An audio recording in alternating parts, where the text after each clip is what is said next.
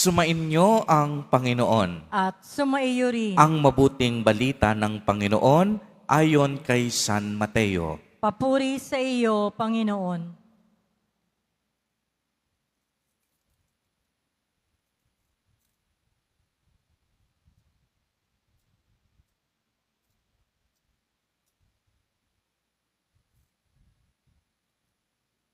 Noong panahong iyon, sinabi ni Jesus sa kaniyang mga alagad, "Sa pananalangin ninyo'y huwag kayong gagamit ng napakaraming salita, gaya ng ginagawa ng mga hintil.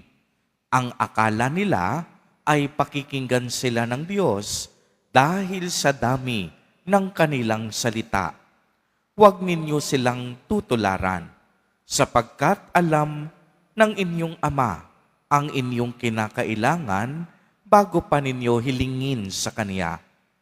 Ganito kayo mananalangin: Ama naming nasa langit, sambahin nawa ang pangalan mo. Ikaw nawa ang maghari sa amin, sundin nawa ang iyong kalooban dito sa lupa tulad ng sa langit. Bigyan mo kami ng pagkaing kailangan namin sa araw na ito, at patawarin mo kami sa aming mga kasalanan, tulad ng aming pagpapatawad sa mga nagkakasala sa amin. At huwag mo kaming iharap sa mahigpit na pagsubok, kung hindi ilayo kami sa masama, sapagkat iyo ang kaharian at ang kapangyarihan at ang kapurihan, magpakailanman. Amen. Sapagkat kung pinatatawad ninyo ang mga nagkakasala sa inyo, patatawarin din kayo ng inyong Amang nasa langit. Ngunit kung hindi ninyo pinapatawad ang mga nagkakasala sa inyo, hindi kayo patatawarin ng inyong Ama. Ang mabuting balita ng Panginoon. Pinupuri ka namin, Panginoong Hesukristo. Magsiupo muna tayong lahat.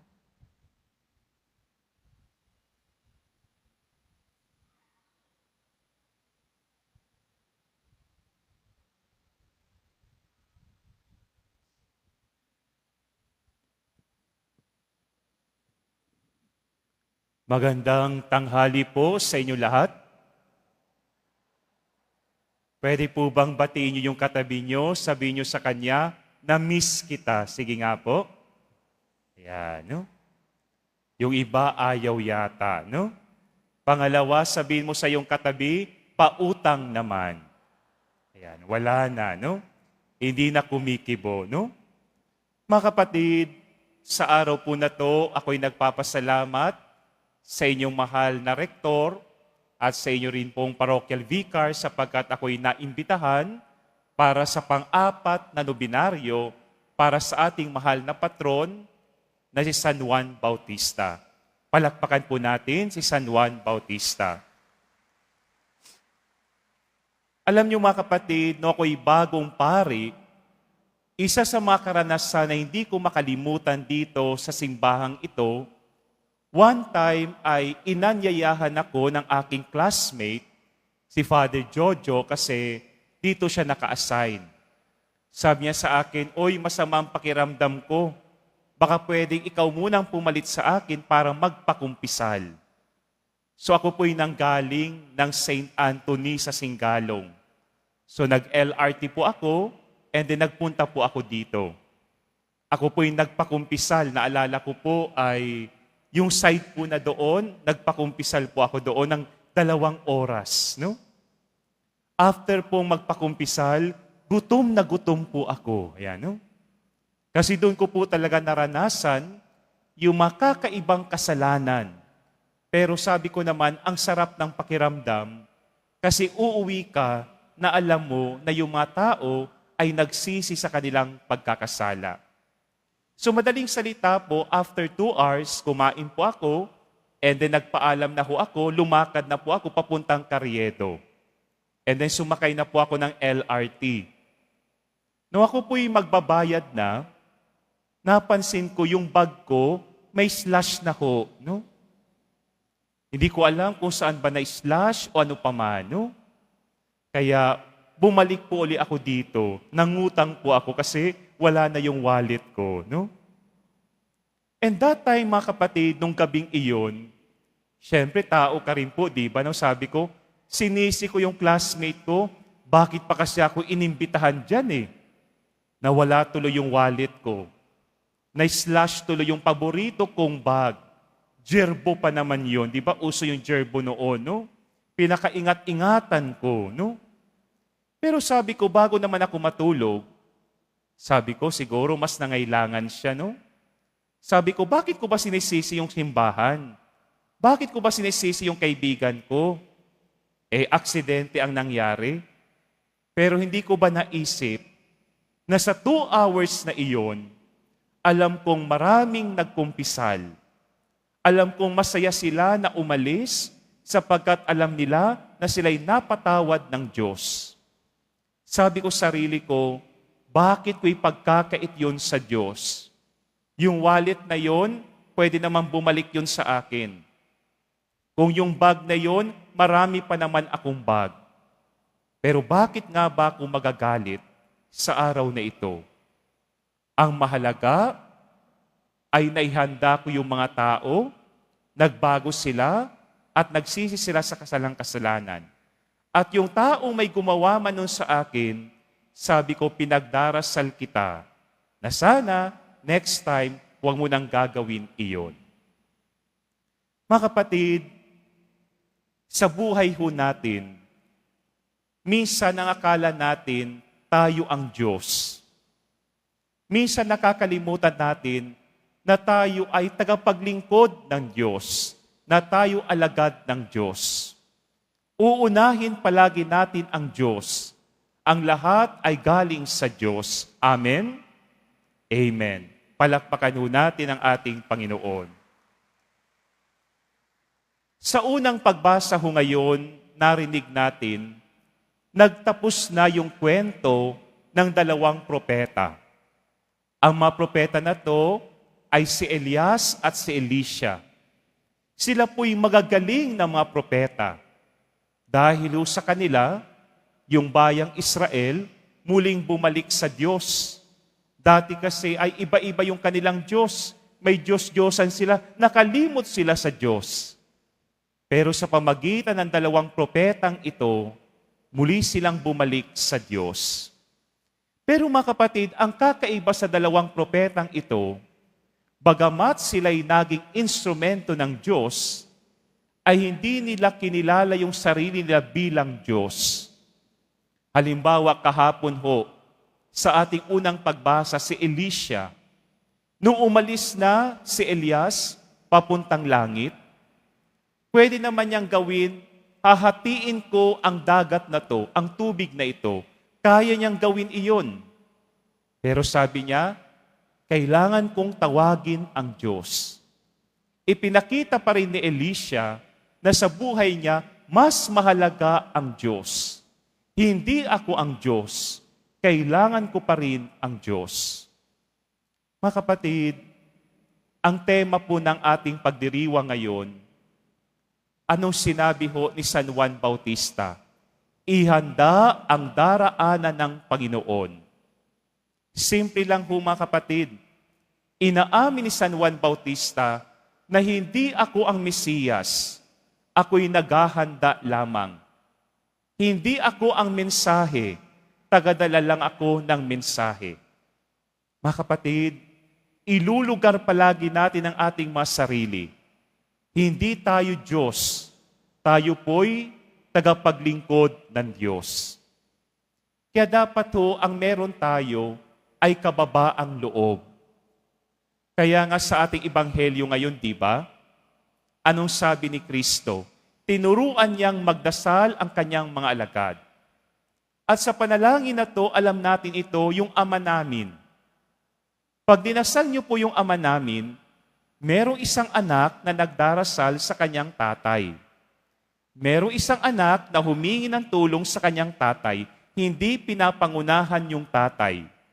At alam po natin, mangyari nawa ang kalooban ng Diyos. Yun mga kapatid, ang kababaang loob. Ang kababaang loob ay nakikita sa intensyon natin na tayo ay tagapaglingkod ng Diyos, na hindi tayo ang Diyos. Kaya di ba sabi ni Jesus, pag nananalangin kayo, huwag niyong gayahin yung mga iba dyan. Ang daming sinasabi, ang daming ibinubukang bibig, ang daming salita.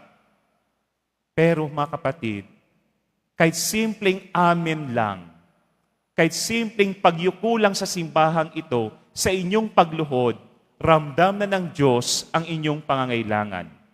Alam na ng ating Jesus Nazareno kung ano man ang ating hinihingi sa Kanya, kahit hindi natin yan sabihin sapagkat nakakarinig ang Diyos. Ang kailangan lang, kababaang loob. At sa kababaang loob na to, mas lalo natin nakikilala ang ating mga sarili na tayo ay tagasunod ni Kristo. Yun po mga kapatid ang una, kababaang loob. Pangalawa mga kapatid, isipin natin na tayo ay tagapaglingkod ng Diyos. Na lahat ng ginagawa natin ay para sa Diyos. Lahat ng ginagawa natin para sa Diyos, hindi para sa ating sarili. Hindi natin kailangan yung palakpak ng tao. Ang kailangan natin yung palakpak ng langit. Kaya di ba ho, nung naghahanda ng daraanan ng Panginoon si San Juan Bautista, kahit kamatayan, ibinigay niya. Masunod lang. At higit sa lahat, paglingkuran lang niya ang ating Panginoon. Yun po yung mahalaga, na makita sa atin na tayo tagapaglingkod ng Diyos. Makita rin sa atin na aminin natin ang ating mga pagkakasala tuwing nagkakasala tayo sa Diyos at lumapit tayo sa Kanya. Alam niyo ho, kanina, papunta dito, nagmamadali ho ako. Medyo may sipon ho kasi ako, no? Kaya medyo heavy yung aking head. Ako'y nagdadrive ho dito sa Mendoza, malapit na po sa Quezon Boulevard. Hindi ko na malayan, nag-red na pala. Nagtuloy-tuloy po ako, nandun po ako sa may yellow lane. At sa harap ko po, 4 na pulis. Sabi ko, lagot, huli ako nito. Kaya dahan-dahan pong nag-back ako, no? And then nung mag-green, dumiretso ako. Automatic, ginano na ho ako ng 4 na pulis, no? So, binuksan ko po yung aking side mirror at sabi ko, sir, pasensya na po, mali po ako. Hindi ko po talaga nakita, no? At the same time po ay marami po akong iniisip. Papunta po ako ng simbahan ng Quiapo. Nakita po nila na meron akong sign ng Veritas. Then sabi niya sa akin, mali po kasi yung ginawa niya. Opo, mali po talaga po ako. Bahala na po kayo kung ano po yung aking penalty. Nakita po nilang nakapolo ako, no? Then sabi niya sa akin, lisensya niyo po. Sa lisensya ko po, nakalagay yung pangalan ko bilang pari. Ay, pari po pala kayo. Ay, opo, magmimisa po ako sa Quiapo ngayon. Sabi ng isang pulis, di ba ihos ka? Ayan, no? O yan si Father, o no? Patawarin mo na. Ayan, no? Sabi ko, o sige ha, Father ha. Naku, pasensya na po talaga, no? And then, umalis na po ako dito, no? Kaya sabi ko sa sarili ko, no? Salamat sa Senyor, no? Pero mga kapatid, naisip ko that time, nung mahuli ako, pwede naman, di ba? Sabihin ko kaagad, pari po ako. Magmimisa po ako ng Quiapo. Pwede kong gawin iyon eh. Pero sabi ko, kakahiya naman, mali naman talaga ako. Kaya hindi ko po yun sinabi. Pero ewan ko nga lang po talaga, dun sa ID ko talaga, may nakalagay na Father, no? Kaya na-save po siguro ako, no? Mga kapatid, minsan sa buhay ho natin, palaging iniisip natin, lagpasan ng Diyos. Minsan sa buhay natin, gusto natin ka-equal ang Diyos. Kailangan ganito, kailangan ako masunod, kailangan ito yung gagawin natin. Pero mga kapatid, palagi nating iisipin, ilulugar natin na hindi tayo Diyos. Tayo po'y tagapaglingkod lang sa Diyos. Ang Diyos ang mensahe. God is the message. We are just messengers. Tagadala lang tayo. Tagapaghanda lamang tayo. Sabi nga di ba ni Saint John, I must decrease, He must increase. At sa buhay ho natin, araw-araw, nililimot natin ang ating sarili para sa Diyos. At yan ay tanda na tayo mga alagad ni Kristo. Kaya mga kapatid, bakit kayo naririto sa simbahang ito? Simple lang. Kasi alagad ako ng Diyos. Nagpupuri ako sa Diyos ngayon. Pinupuri ko ang Diyos. Nagpapasalamat ako sa Kanya. Kaya kahit mainit, kahit may pasok ako, pwede naman sumaglit, magsisimba ako para sa Kanya. Nawa mga kapatid, sa ika-4 natin na nobinaryo ngayon, gayahin natin San Juan Bautista. Inihanda niyang daraan ng Panginoon. Nagpakumbaba siya at alam niya sa kanyang sarili na ako'y alagad ng paparating na Mesiyas. Amen.